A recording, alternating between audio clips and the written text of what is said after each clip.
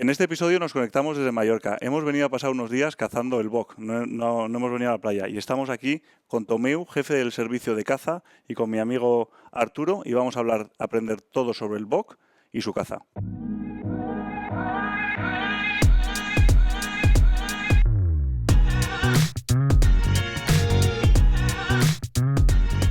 Pues bienvenidos, chicos, estamos aquí con Bartomeu Seguí. Muchas gracias por tu tiempo. Y con mi amigo Arturito, que yo creo que ya le conocéis de algunos episodios y de vídeos que hemos hecho cazando juntos. Y hemos venido otra vez aquí a cazar el boc en Mallorca. Sí, otra vez más. El mejor mes del año, probablemente. El mejor mes, siempre con buena temperatura, con mucho tiempo. Durmiendo mucho. Hemos descansado una barbaridad. Ha sido intenso. Pero bueno, es una experiencia que quería que vivieses. Que has venido otros años, ¿sabes? Y este año pues te hacía ilusión hacer todo el tema de cazar un animal homologado. Y bueno, la gente se creía que era fácil, Y hemos sudado. Hemos sudado, Y aprovechando que estábamos, hemos decidido sacar un poco de tiempo para juntarnos con Bartomeu Seguí, que es doctor en biología y jefe del servicio de caza del Departamento de Promoción Económica y Desarrollo Local del Consell de Mallorca. Gracias, Tomeu, por tu tiempo. Gracias a vosotros, es un placer. Y nada, pues queríamos, para empezar un poco el podcast, me encantaría que cuentes un poco cuál es tu función y cómo está organizado para un poco que la gente se ponga en contexto. Tú aquí en el Consell, el Departamento de Caza y demás. Bueno, aquí en Baleares la caza está transferida a los consejos insulares, ¿no? Entonces, en cada isla hay un área de caza, un departamento de caza. El de Mallorca estamos muy sesgados hacia un trabajo de campo sobre las especies. Entonces, estamos haciendo censos, monitorizaciones demográficas, modelos de gestión. Y luego, claro, aparte sería el trámite administrativo, pues autorizaciones de cotos, de planes técnicos, pero yo creo que el factor diferencial nuestro es el volumen de trabajo de campo con ramas académicas incluso, ¿no? Y el BOC es un ejemplo. El BOC es una colaboración de casi 25 años ya de trabajo en el ámbito genético, morfológico, micológico. Y el colofón fue hace ya, desde el 2007, ya pues el reconocimiento como una especie homologable de caza. Cuando digo especie, digo variedad dentro de Capra hircus, ¿no? O de Capra gagrus. El debate semántico en cuanto a taxonomía no tiene, creo yo, ya el interés de otras épocas, porque ya lo conocen en todo el mundo como lo que es una variedad de cabra autóctona. No es endémica porque llegó por vía antrópica, pero es ancestral, entonces no deja de ser un valor importante a nivel ecológico, biológico, y no deja de ser un elemento clave a gestionar aquí en el panorama cinegético balear o mallorquín. Y a nivel de caza, ¿cómo está la situación? Antes de que nos metamos en el BOC, que es igual la razón por la que nos ha traído aquí, ¿qué es lo que más se caza? ¿Viene mucho extranjero? ¿Hay mucho cazador local? ¿Se caza mucho la menor, la mayor? ¿Cómo está? Bueno, pues es riquísimo el escenario nuestro, ¿no? Es decir, Baleares, al estar en una ruta migratoria muy importante, somos mayormente a nivel de colectivo de menor, ¿vale? Lo que pasa es que la cabra ha sido pues un aprovechamiento histórico muy importante ligado de forma especial a la montaña. Entonces, el problema que ha supuesto la proliferación de cabras asilvestradas domésticas ha generado un interés y ha acabado reconociéndose el valor diferencial del BOC, que no es lo mismo, ¿no? Entonces ahí hay una dualidad interesante que ha dado juego y ha generado oportunidades de gestión y de caza. Y de caza menor, que sobre todo la becada, la perdiz, bueno, el zorzal. Efectivamente, el zorzal aquí es el rey desde el punto de vista de que tenemos modalidades endèmiques, que és la caça coll enfilats, ¿no? Sí, que es con Eso- redes, eso- para que lo entienda, claro. para que lo entienda la gente. Claro, Son unas cañas como de Claro, 4 metros de claro, largo, claro. se limpian entre los bosques, entre las hileras de árboles, se hacen como una especie de Ajá. pasos o de laberintos, ¿sabes? Donde ellos se tienden a pasar y hay un señor subido al andamio de espaldas con 2 cañas y unas redes enormes, y entonces es una caza muy selectiva porque si Claro. te entra un animal, un pájaro que no toca que entre, te puede entrar una berrapaz o te puede entrar cualquier tal, tú coges, lo bajas, lo dejas y lo sueltas. Entonces si es el Claro. zorzal que entra, coges y se le da una muerte rápida, ¿eh? O incluso vivos se los pueden meter lo meten en la jaula y ya en casa ya pues... claro. Claro, claro, viene de siglos atrás. La abundancia de zorzal es tal que lo que pasa normalmente es el zorzal. Y lo cazan a mano. Claro, hay pocos escenarios análogos a nivel internacional en lo cual el valor añadido es grande, ¿no? Entonces, luego está la becada, Sí, la que es becada. verdad que ha ido más. Que además tenemos suerte al ser una isla y tal, no sabemos. Yo sé de buena fe que hay becada pues en Menorca, en Ibiza, en Formentera y en Mallorca, pues hay muchísima Sí, sí. afición. Abundancia Sobre todo, grande, sí. había abundancia por toda la isla. Por toda la isla. De hecho, creo que tu padre me lo comentó, oye, en Mallorca hay mucha becada. No, sí. Y me dice, pues vente, ya tendrás.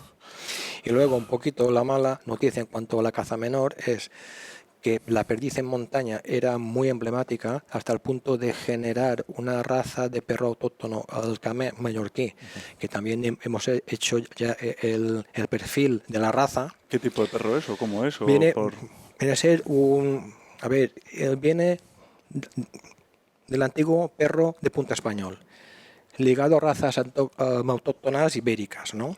Y es un perro de estirpe antigua, lento, duro, que aguanta muy bien el calor, la nariz en seco es buena.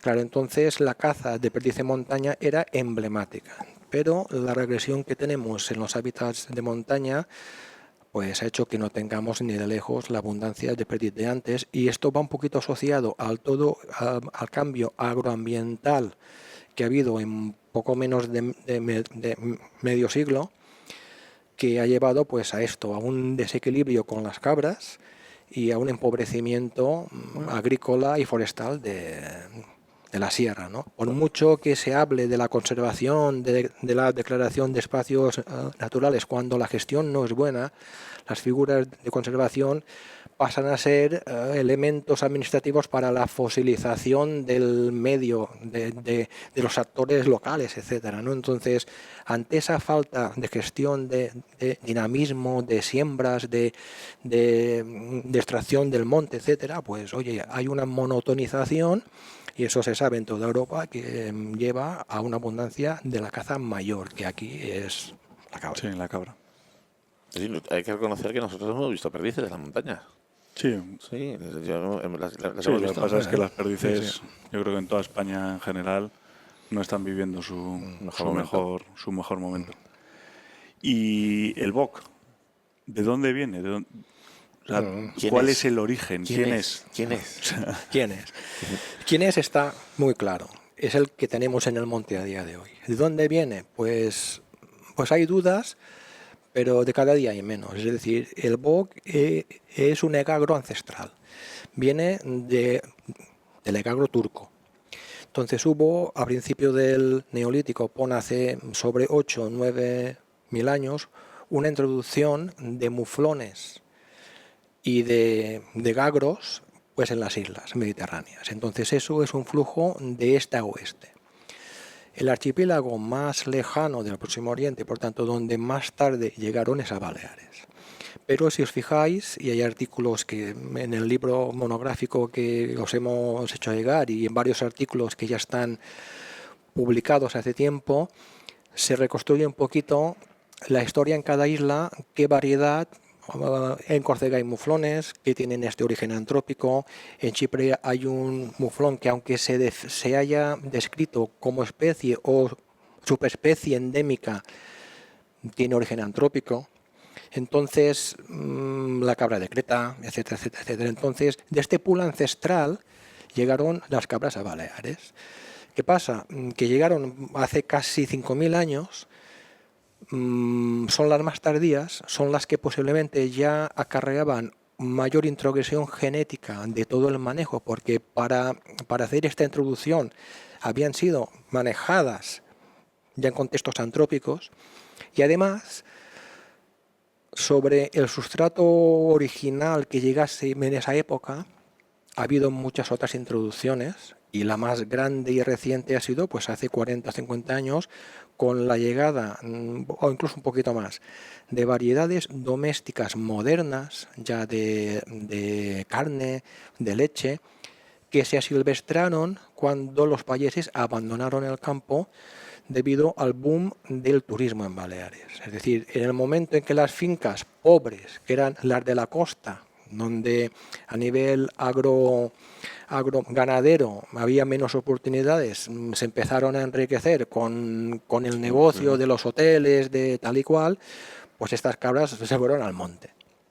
Entonces el impacto es brutal. Entonces el proyecto nuestro, su esencia era buscar los últimos cónclaves de Tramuntana, donde aún había un manejo tradicional de poblaciones supuestamente antiguas, y desde allí hicimos pues el perfil genético, y vimos que curiosamente, pero no por ello contra natura, la variedad que se reconocía como fina, mallorquina, etcétera, etcétera, etcétera, era genéticamente homogénea en toda una serie de aspectos y diferente a la otra.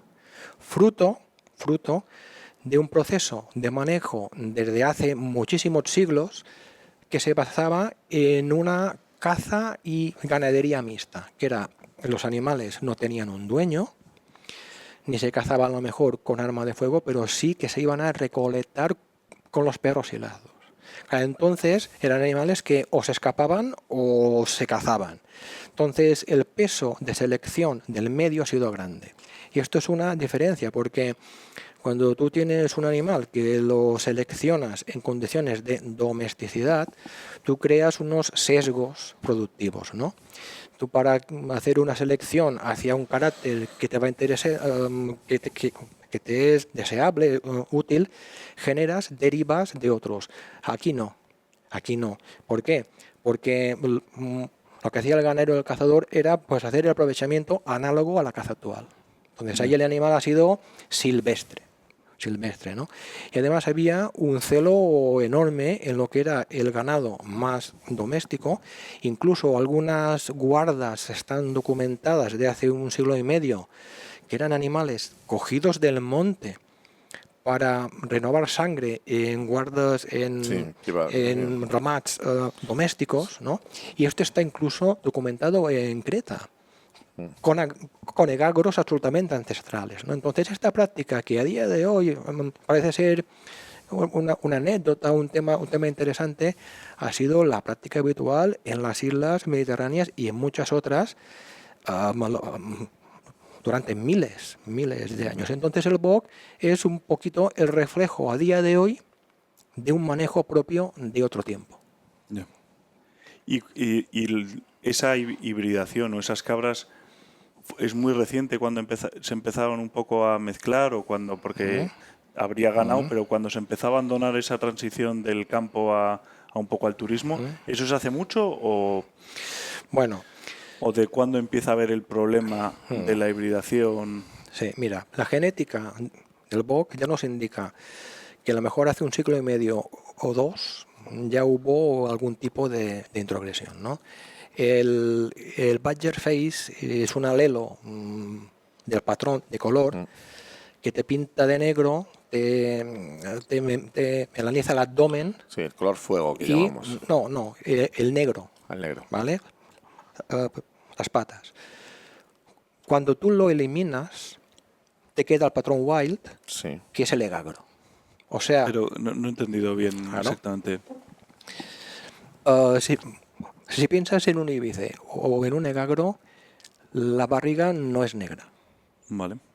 En el BOC sí.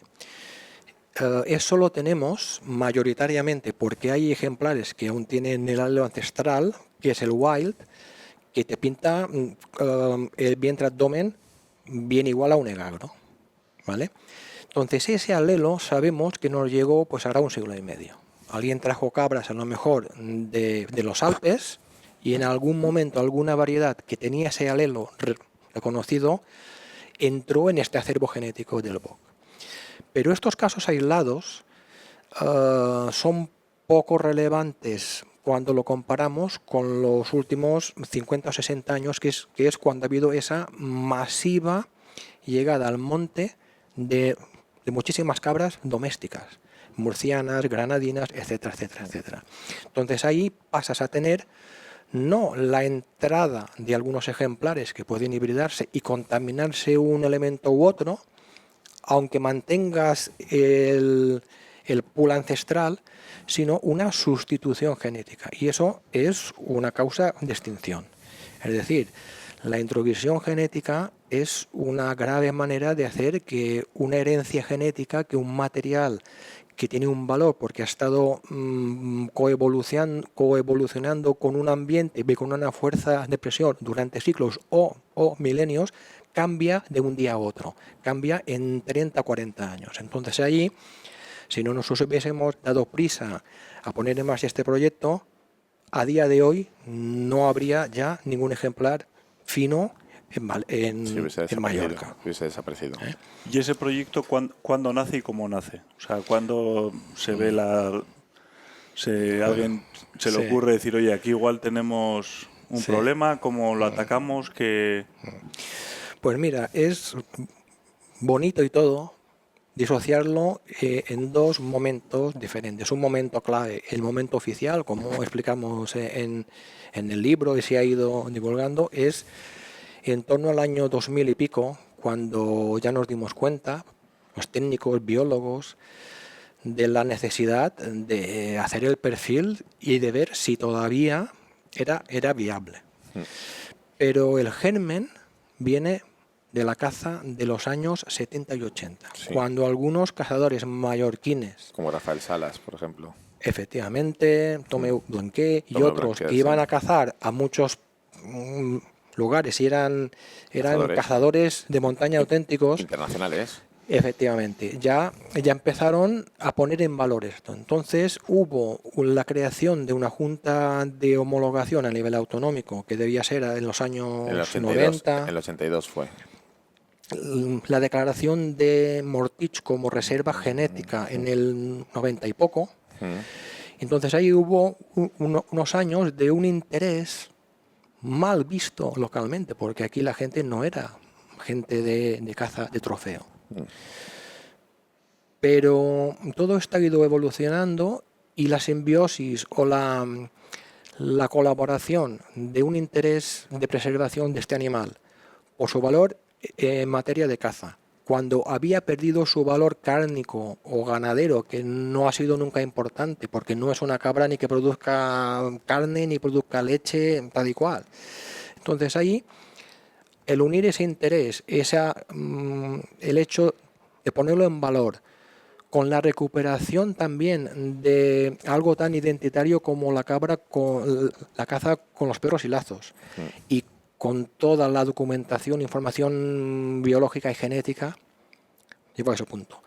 Y pues ha ayudado un tercer elemento, que es que la caza ha pasado a ser esencial para el control de la hibridación, que además es una causa de sobrepoblación y por tanto de impacto en lo que son incluso paredes chegas, que son elementos patrimoniales, en los bosques, ahora ya a día de hoy en los enjardinamientos públicos, privados, etcétera. Bueno, también limpian el monte, limpian el monte y evitan también que pues hacen como de jardineros, como digamos el tema de la serra tramontana, pues ellos han visto que se alimentan del carrizo, y cuando es tierno y tal, entonces pues alimentándose, pues quieras o no, van limpiando un poco, y el riesgo de incendios en la serra tramontana, que por cierto es World Heritage es patrimonio mundial de la humanidad, ¿sabes? Entonces, pues quieras o no, pues el miedo es ese, que tampoco tenemos cortafuegos por toda la Sierra Tramontana. Nos ayuda. Y también el control de la hibridación. Yo creo que hemos llegado a un momento que hay una simbiosis en el cual, porque la cabra por sí misma no tiene depredador alguno, sino es el ser humano. Claro. Y entonces también es la alimentación número uno o muy importante del boltón negre mallorquín. Gracias a la caza. Gracias a la caza, pues que hay muchísimos cazadores pues que se dedican pues a hacer el descaste. Estos descastes se sube, se aprovecha lo que se puede aprovechar, como tú, por ejemplo, has hecho hoy los lomos, pero el resto de la carcasa o tal, se queda, el que sacamos el cabrito, tal, se queda allá arriba en el campo. Y a los 2 días o al día ya tienes a los buitres que vienen a alimentarse. No sé cuántas familias debe haber ahora mismo, 300, ¿no? Una cosa así. Bueno, ahora el censo de buitre negro crece. Va creciendo, es un animal pues que estuvo a punto de perderse. Claro, y pues con este proyecto, que ya son muchos años, ya estamos hablando ya casi de 25, 30 años, pues ha crecido bastante. Ahí están hay organizaciones que lo protegen y reconocen que la caza selectiva, que es el descaste de la hibridación para controlar todo esto, pues ayuda a que el buitre pues siga sobreviviendo como otras también plantas. Es verdad que sí, que es un animal muy voraz que se mete por todos lados y muy difícil de controlar. Hay zonas turísticas como la zona de Andratx, que se le meten a los alemanes y al chalet de la Claudia Schiffer se le comen todas las flores, ¿sabes? Pues claro, hay también el departamento de la Consellería, pues se encarga de controlarlos. Hay formas menos agresivas de poder sacarlos de ahí, que es como los perros y lazos, con unos permisos, siempre con comunicación con SEI. Y bueno, ya te digo, el esfuerzo de todos un poco, o el mío. Yo he estado pues liderando y ayudando mucho el tema del Safari Club Internacional aquí en Baleares desde casi el principio, desde que estaba César Rosselló. Fue César Rosselló y Norbert Ullmann los impulsores de que llegase el Boc Balear al Safari Club Internacional como trofeo homologable. Después de ellos pasó al Capra Slam. Sí, al CIC también. Eso le ha dado mucho valor añadido. Le ha dado mucho valor, sobre todo turístico, y que la gente invierta, claro, que haya interés en cuidarlo más, orgánicos. Sí, luego también está el aprovechamiento de la gente. Yo, como comento y como apasionado del animal, porque yo, ya te digo, soy amigo tuyo y tal, y estoy metido, y Tomé me conoce que estoy en el tema de la caza de Baleares muy, muy metido, sobre todo el tema del BOC, y muy apasionado. Intereses económicos no tengo, todo realmente me sale como a todos, es un problema más que llevo a casa. Pero es verdad que quiero respetar y quiero dejar el legado al futuro de un animal único.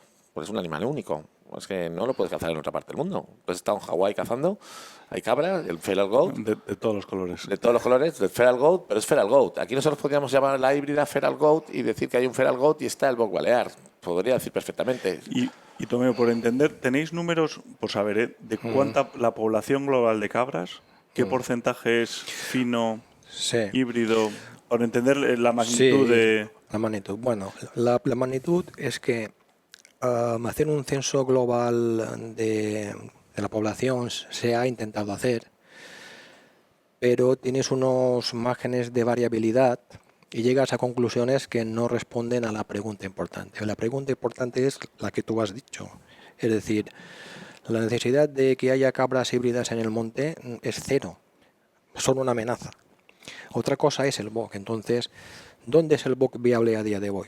Únicamente en aquellos espacios que tienen gestión para su conservación, que es en los 13 cotos que tienen la certificación de calidad de caza mayor, que tienen un guía de caza y que hacen un grandísimo esfuerzo para controlar diariamente la entrada de híbridos.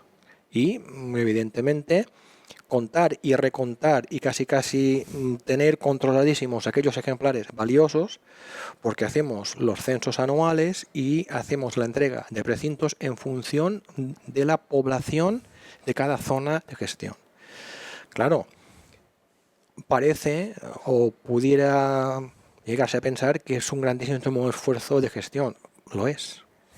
Pero esto es lo que se hacía en todas las fincas de la sierra, en todas, cuando había los usos agroganaderos, forestales y cinegéticos necesarios para la subsistencia de la población y de los actores locales.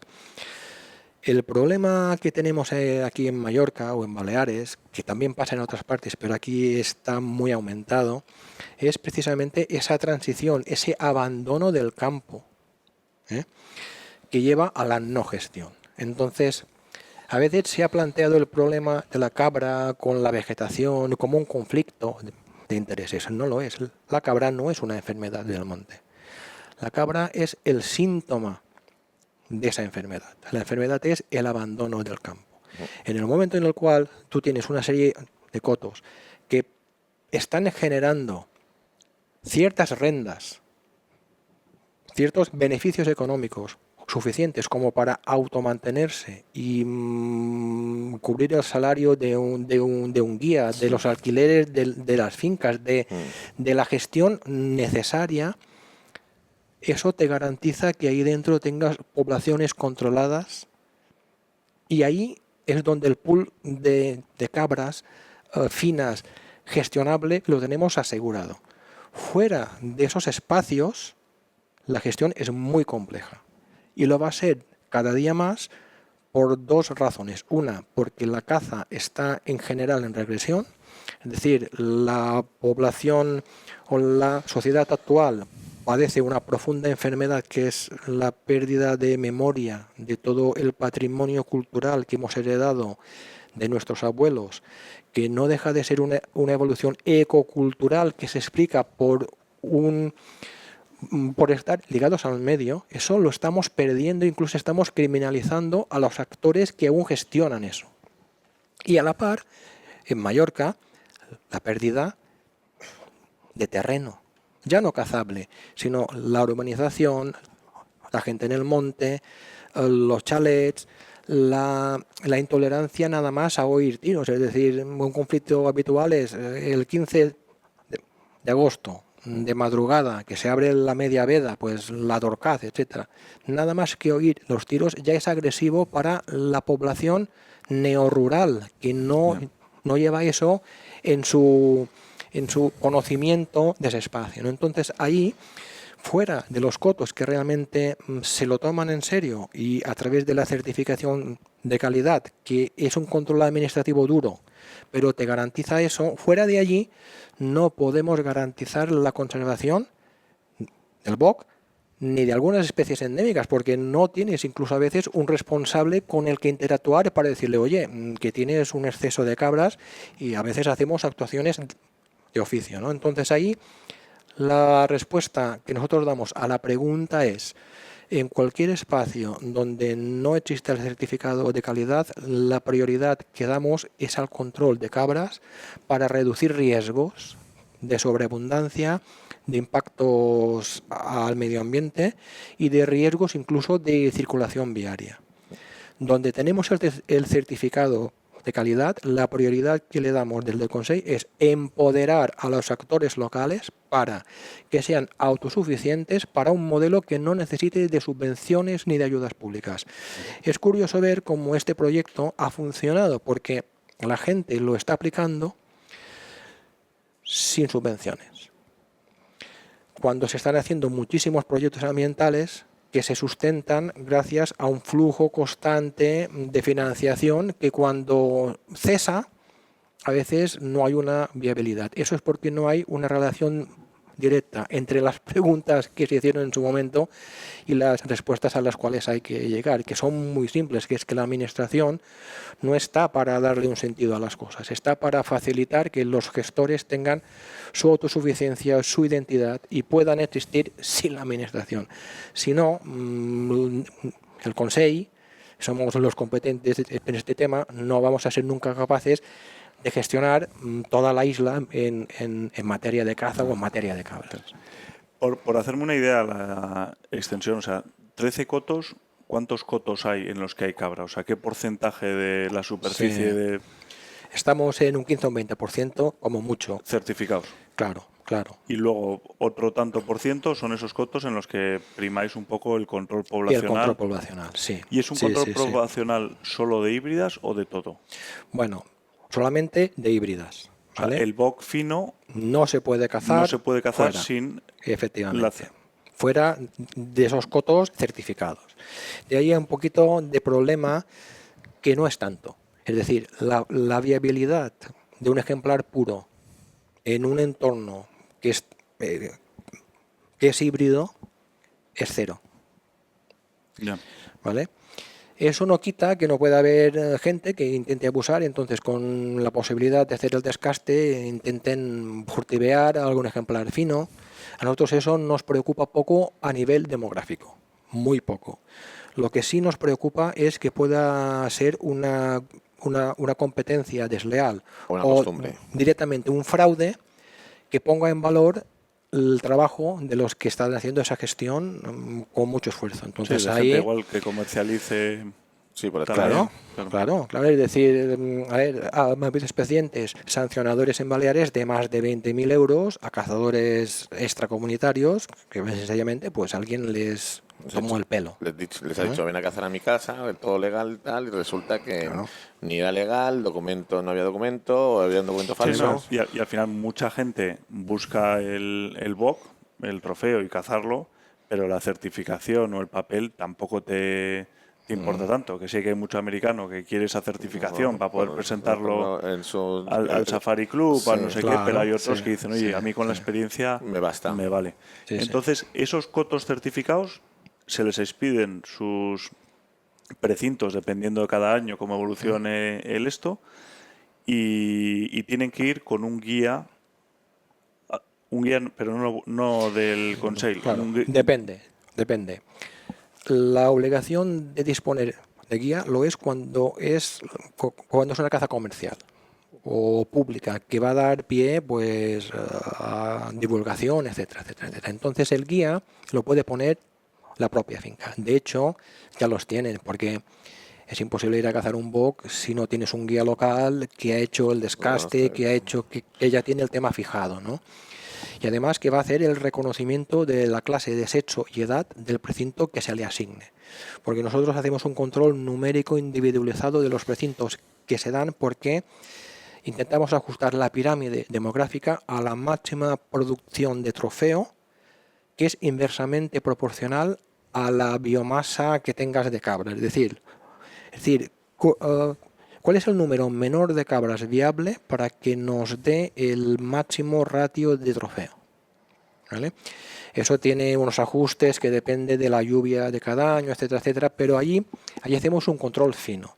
Entonces, cuando son ejemplares que no van a ser un récord, que no van a entrar, que no va a haber una disputa, la certificación, o sea, la prehomologación en verde y lo que va a dar lugar a la génesis de la documentación de origen legal la puede hacer el propio guarda.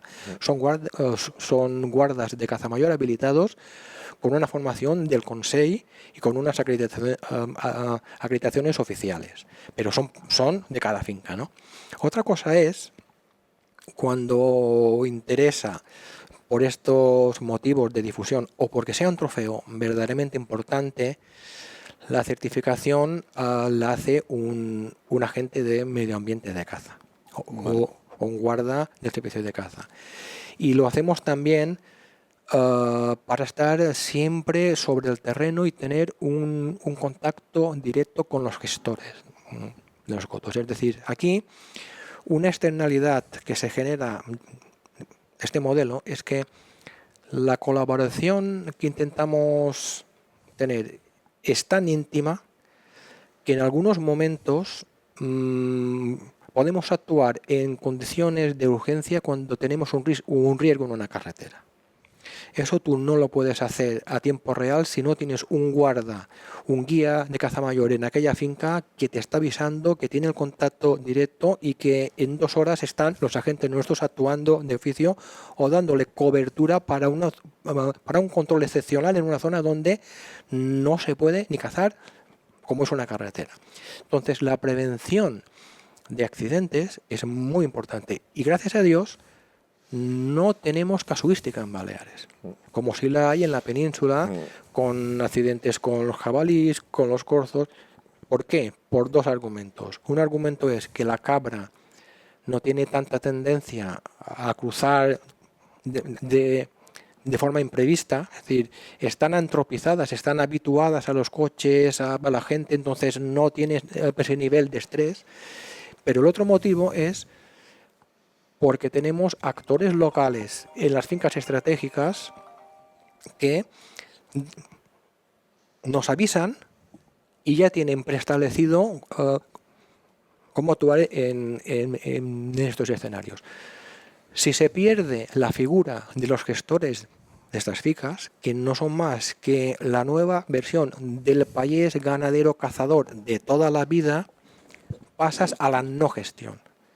Y ahí es donde hay un verdadero problema. Muchas hectáreas de sierra de Mallorca, ya muy parceladas, con una población extranjera, que te cierran las fincas, pero no las carreteras porque no pueden. Entonces ahí es difícil. Incluso hay gente que te dice que no quiere hacer un control de cabras. Entonces ahí nosotros como administración debemos de actuar y de dar respuesta, porque hay un bien jurídico a proteger, como es la seguridad viaria, etcétera, etcétera. Ya, y o sea, me ha sorprendido porque los guardas y eso, ¿no? Depende del tamaño y tal, venimos, no venimos, pero realmente los precintos no es que haya no se paga nada al gobierno dependiendo del tamaño del trofeo, no hay, No. O sea, van sin más por un tema de registros y de... Sí, es decir, cuando iniciamos el proyecto la gente no creía en él, porque aquí no había ninguna vocación de caza de trofeo. De hecho, es un proyecto que fue contra la mentalidad del cazador local mallorquín. Sí. Y de ahí que ciertos visionarios pioneros, como antes hemos dicho, pues abriesen brecha, ¿no? Y dijimos o pensamos que debía ser gratuito. Es decir, ya pagan unas tasas importantes en materia de licencias de caza, eso sí. Las tasas son importantes. Venir a cazar un boc para un extracomunitario, la licencia de caza son casi 200 y pico de euros, depende un poquito. Pero lo que es pagar por el asesoramiento de gestión es lo contrario. Eso es lo que la administración debiera decir siempre para dinamizar modelos que aporten esta riqueza y estos aspectos necesarios de gestión, de control, de responsabilidad, etcétera, ¿no? Entonces, los precintos van numerados por clase, desecho y edad y tienen una imputación anual. Y hay que hacer el control o caza de todos los que se entregan en cada ciclo anual. Vale, y la licencia, también ahí está la licencia de caza, y cuando se cazan los finos hay una específica que dura Correcto. un mes, ¿no? Efectivamente, para la caza de trofeos. Es decir, ahora mismo se deben estar autorizando en el total de cotos, estábamos en 60, pero ahora ya estamos en casi 100, porque ha aumentado el número de cotos. 100 precintos legales de representativo y de homologable. Entonces se entregan y la caza de esos trofeos, o sea, cuando ya no es un representativo, ni es un cabrito, ni es una hembra, que se identifica igual, pero no hace falta hacer un control, ni no es imprescindible la trazabilidad, pero de trofeo sí. Porque un trofeo, cuando llega al Safari Club, nos lo notifican. Y al CIC no hace falta, porque la entrada en el CIC es vía la Junta Balear de homologación, que dependemos de la Junta Nacional. Entonces, cuando lo homologamos vía CIC, la trazabilidad ya la hacemos nosotros, pero en el SCI la hacemos vía notificación de Estados Unidos, que estos son avances importantes que se hicieron en su momento, ¿no? En lo cual, o sea, el precinto sí que es un elemento importante de control, y la presencia de los guardas es cuando es necesario. Si no es necesario, creemos que la gestión es del coto. ¿Cómo definirías o cómo describirías un bok fino? Porque al final yo como desde fuera ves el bok y dices, vale, pues es un poco rojo con unas manchas negras y tal, y te dan la documentación de lo que es fino o vas a cazar con vosotros, que tenéis muy buen ojo, y dices, no, pues es que ahí ese color tendría que ser más negro, eso es un poco blanco, tiene el lomo un poco que el pelo es más largo. ¿Cómo definirías y cuáles son los defectos un poquito más? Claro. Bueno, efectivamente hay que diferenciar, porque esto crea cierta controversia siempre. Es decir, genéticamente un ejemplar se asigna o no a una población. Entonces, eso es estadística con un conjunto de indicadores, de marcas. Entonces, no existe un bok que es un 80% fino, un bok que es medio fino, no. O se asigna a la población o es descastable y debe ser eliminado, porque es híbrido, ¿vale? Pero claro, cuando tú cazas o cuando tú censas, no haces un test genético al animal. Entonces, allí tenemos una definición fenotípica por decreto, que es la que aplicamos todos. Entonces, ahí se hizo un esfuerzo para ver ciertos caracteres, como es el pelaje, que tiene la marca de diseño negro, que es eumelanina, que ya la habéis visto. Entonces es una cruz que marca menormente en los cuartos de atrás en los machos, con las piernas negras, la barriga, si es el Badger Face es negra, si es el White es blanca, exactamente igual a la cabra montés. Las marcas faciales que en las hembras son negro, lacrimales, en el macho es todo más melánico. Entonces puedes tener una cierta variación de la capa roja, que eso es la feomelanina en este ejemplar, que tiende a rojizo. Y fijaros lo curioso, que ese patrón de negro y rojo pardo es un patrón de claroscuros que lo disimula muy bien en el encinar, porque el bok no es un animal de roca pelada, como la cabra montés no lo es. Si pudiesen estar comiendo bellota el año entero, estarían ahí dentro. Entonces, ahí tienes. Entonces, esa capa puede ser un poco más pajiza, un poco más parda. Hay ciertos grados de variación de un ejemplar puro al 100%, como en las personas, pues el grado del pigmento, ¿no? Pero en cambio hay otros indicadores que claramente indican la hibridación, porque son la prueba de cargas genéticas ajenas a lo que es el patrón. Mamellones, tema testicular, por ejemplo. Sí. Las ubres también. Efectivamente. Una ubre de cabra lechera es introgresión. Las cabras finas tienen una ubre que es mínima, como medio limón. Así muy pequeña. Claro, no más que eso. Es una variedad que tiene su anatomía, no hay al color, ¿no? Su anatomía es pobre, es un animal parco, es un animal ligero, es un animal que no es rápido, pero es un animal que tiene tracción en paredes verticales. Bueno, rápido, pregúntale. Pero si es rápido, no. Claro, tiene su estrategia y es ecológicamente es para vivir muy pobremente. Incluso hemos documentado beber las aguas, agua marina. Sí. ¿Vale? Comer, los estudios que hay hechos de impacto en la vegetación, uno de los problemas que genera este animal es que cuando el medio es muy pobre, como pasa por el abandonamiento agroforestal de la sierra y la monotización del bosque, es capaz de comer lo incomible. Entonces puede acabar afectando a especies que en principio no debería afectarlas estando bien alimentadas, ¿no?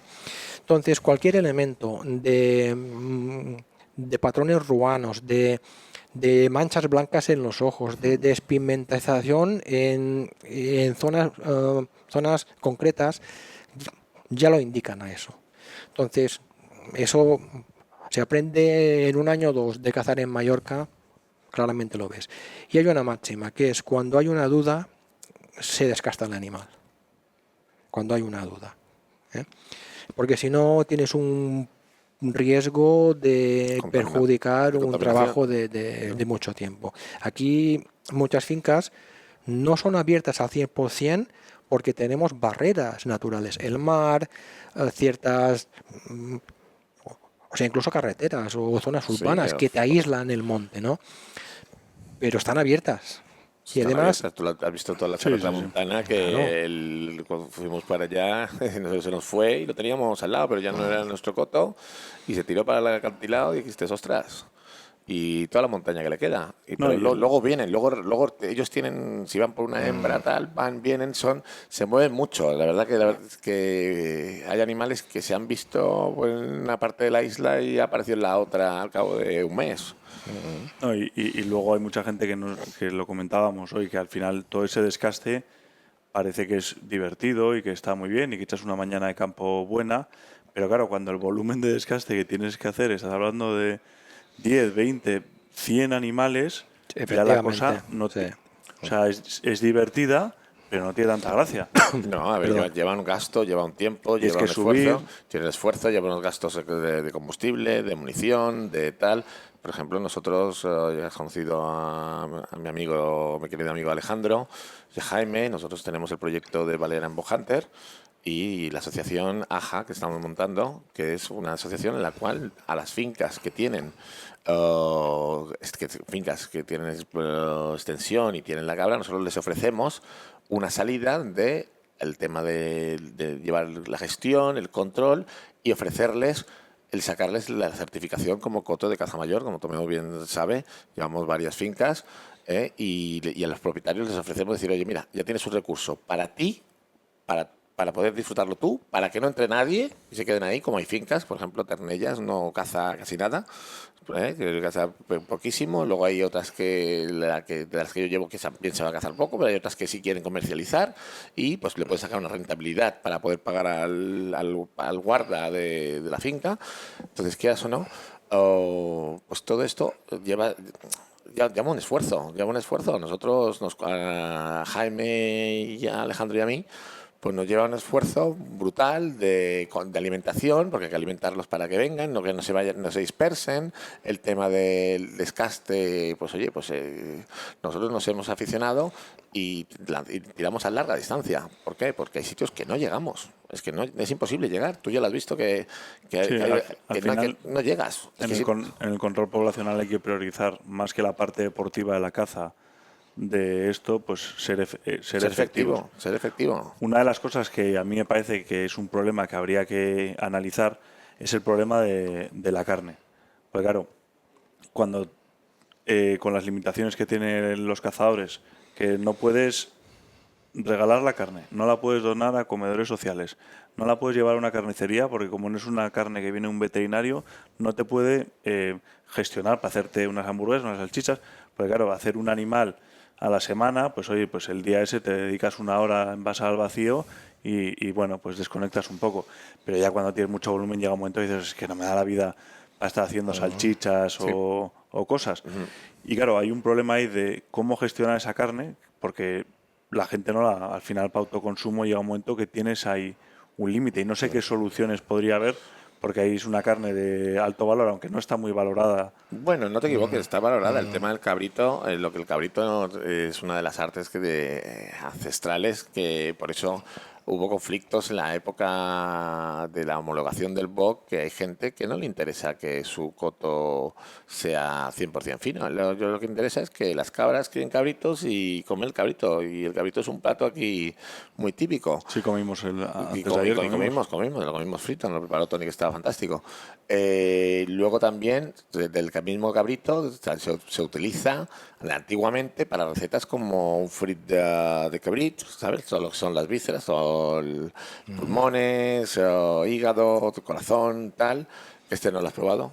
Esta vez no lo has probado, pero ahora nos iremos a comer un frito, para que lo pruebes.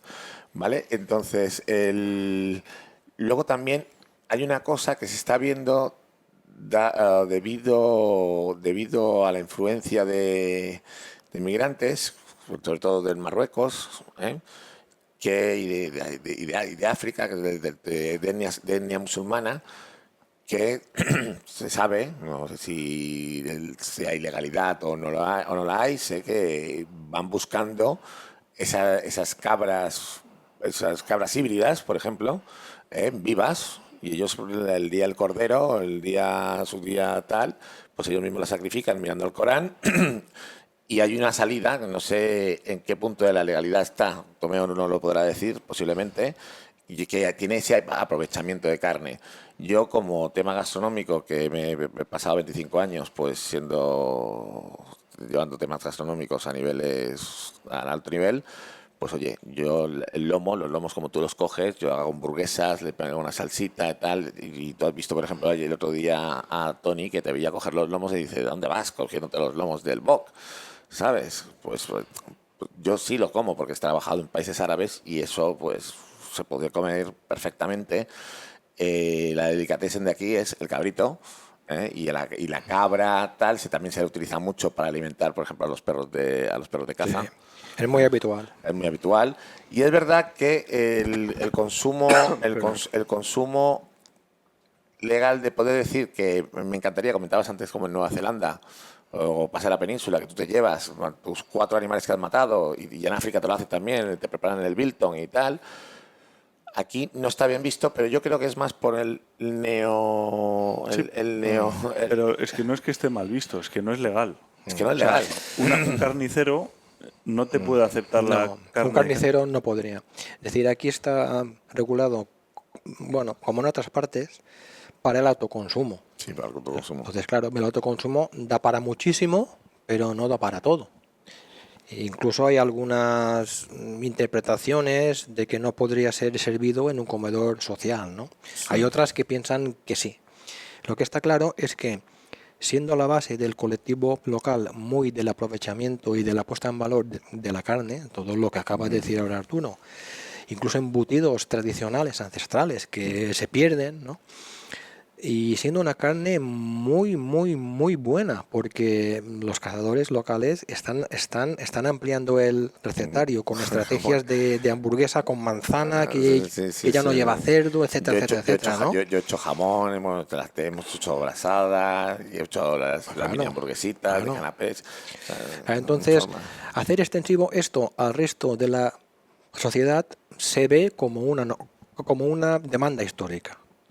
Y incluso hace 3 o 4 años ya teníamos hecho un decreto autonómico precisamente para la liberalización del suministro de carne al consumidor final dentro de normativas que precisamente lo contemplan y permiten, y también amparados por estrategias de la Unión Europea que van un poquito a poner en valor las bonanzas de la carne de caza, pero hemos vivido momentos convulsos a nivel de la Comisión Europea con normativas bastante restrictivas en cuanto a lo que son usos que interesan al colectivo rural, y no ha sido posible. Pero yo creo que estos temas se van a revisar.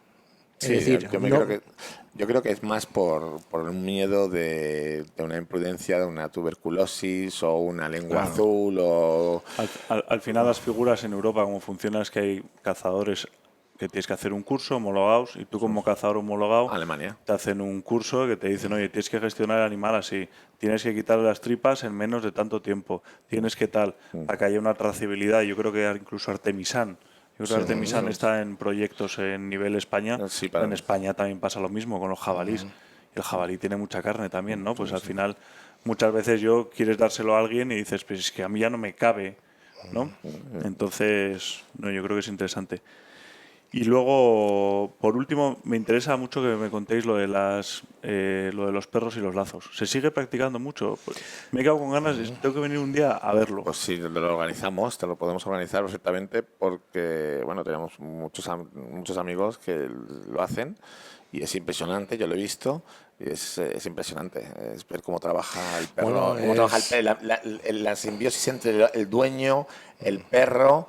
Además que van con bozales, porque tampoco te creas que es una película, no es una cacería agresiva, todo lo contrario, es un corre que te pillo, te acorralo, y por detrás el tío con la misma caña que utilizan para lo de los filas, lo de las redes de los pájaros, pues a la misma caña le pone un lacito, un nudo del ahorcado, pam, se lo ponen por encima del cuello de los cuernos y lo cogen. Es impresionante, la verdad que a mí me ha sorprendido.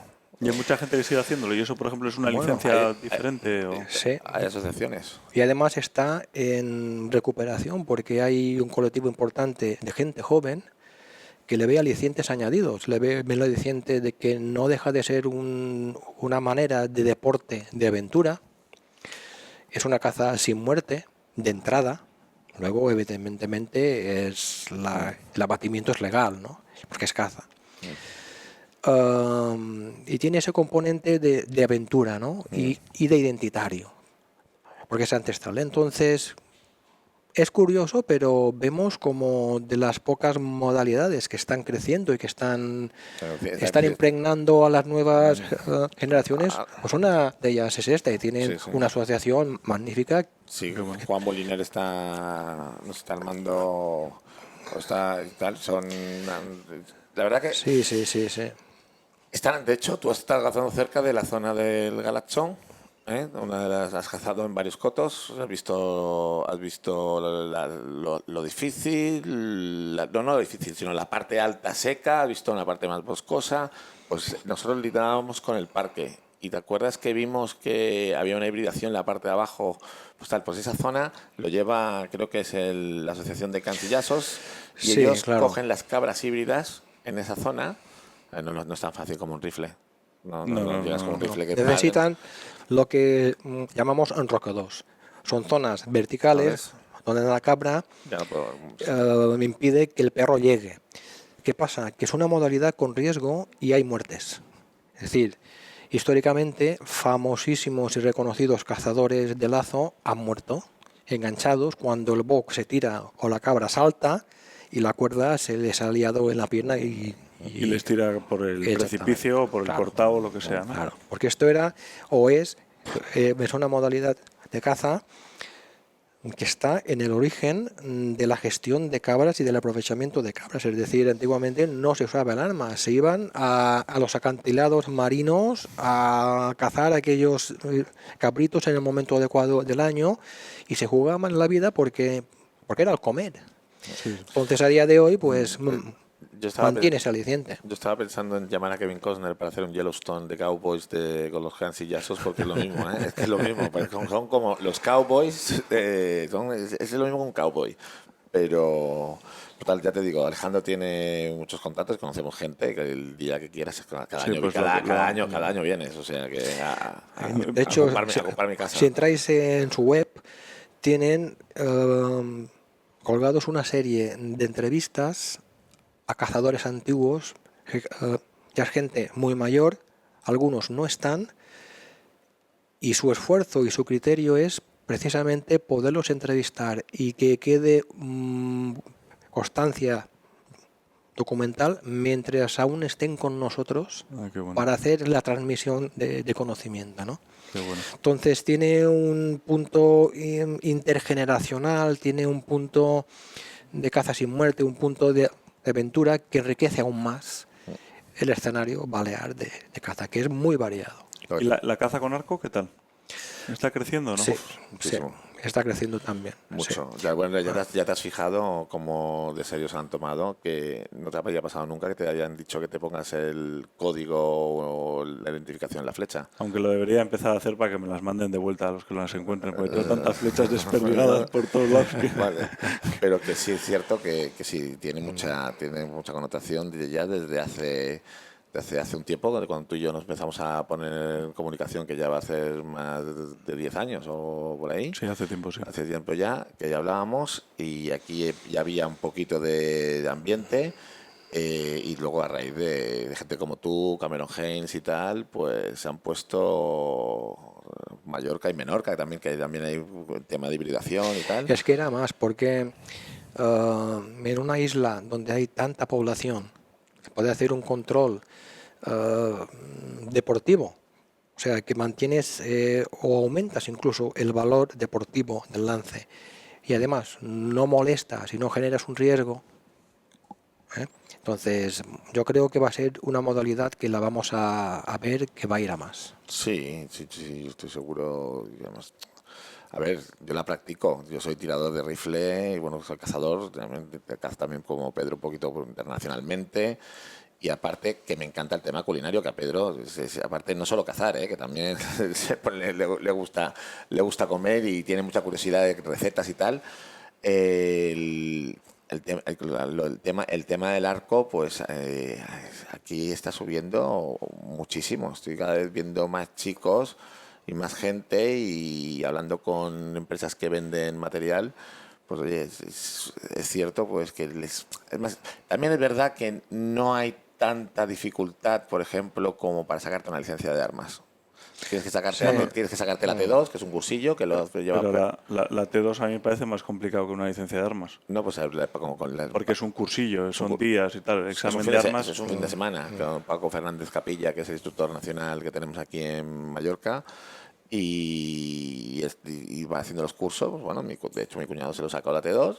Y me parece importante todo esto de que sepas, no te compres un arco y te vayas ahí a pegar flechazos, que tiene su complicación. De hecho, el tema de poner el DNI y de tener una trazabilidad de los arcos y las flechas es por la cantidad de espontáneos que por la facilidad de, sin la T2 ni una licencia de caza, pues adquirir un arco, que a veces son arcos deportivos que no son aptos ni para la caza, y tener escenas desagradables. Y así es una manera de que, pues oye, el que tiene... Furtivismo. Claro, sí, porque vale. Oye, pues no queremos quitarte mucho más tiempo, que nos hemos ido, que hemos estado un buen rato. Al final No, yo he de decir que he disfrutado mucho, que he aprendido mucho, y cuanto más aprendes sobre el animal, más lo valoras, que al final desde fuera igual no. Cuanto más te metes dentro, conoces lo que habéis estado haciendo, la labor, el animal y tal, me voy cada vez que vengo valorando más el BOC, y que agradezco mucho todo el trabajo que estáis haciendo, toda la paciencia que tienes conmigo.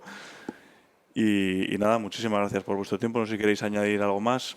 No, yo decir que nada, que los que escuchen este podcast, que estén interesados o que quieran, o nosotros mismos, más que no los de fuera, sino nosotros mismos, que sepamos valorar más lo que tenemos, porque tenemos a una especie única, Mallorca, es un sitio turístico, y tenemos algo que nos ha dado Dios, que hay que protegerlo, y no es que decir que sea matándolo, sino sea respetándolo, cuidándolo, y la caza se ha demostrado que crea población.